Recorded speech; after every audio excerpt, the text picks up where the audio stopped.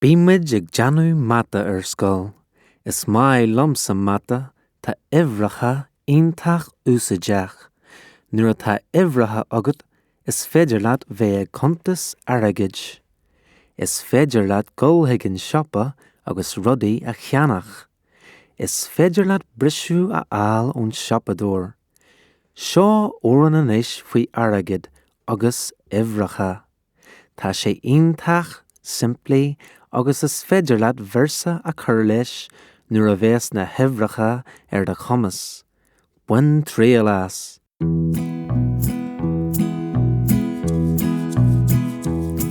Níl agam ach pein amháin. Níl agamsa ach pein amháin. Ach thug má bhámaí pein amháin eile dúanis na gafainn agam. Níl agam ach gafainn. Níl agamsa ach gafainn. Ach thug má iadí pein amháin eile dúanis na trí fainn agam. Níl agam ach trí fainn. Níl agamsa ach trí fainn. Ach thug má bhámó pein amháin eile dúanis na ceithre fainn agam. Níl agam ach ceithre fainn. Níl agamsa ach ceithre fainn. Ach thug má iadío pein amháin eile dúanis na cúig fainn agam. Anis na cúig fainn agam. Agus is leor sin le gulthaigh an siopa agus millseán a cheannach. Anis, an bhfuil na hibhrethe sin agat? 1, 2, 3, 4, 5, 6. An bhfuil tú ré? Tá.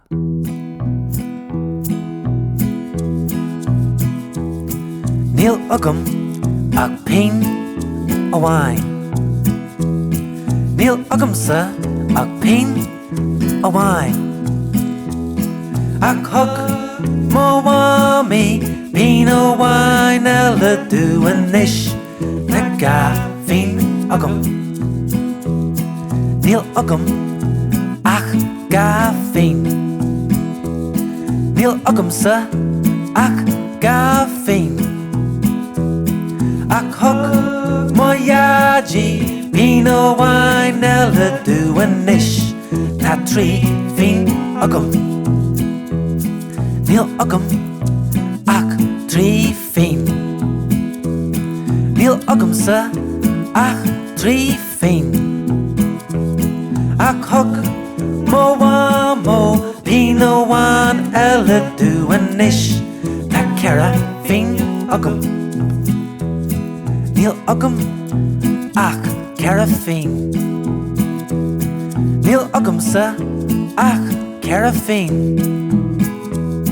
Ach thug má iadío pein amháin eile dúanis na cúig fainn agam.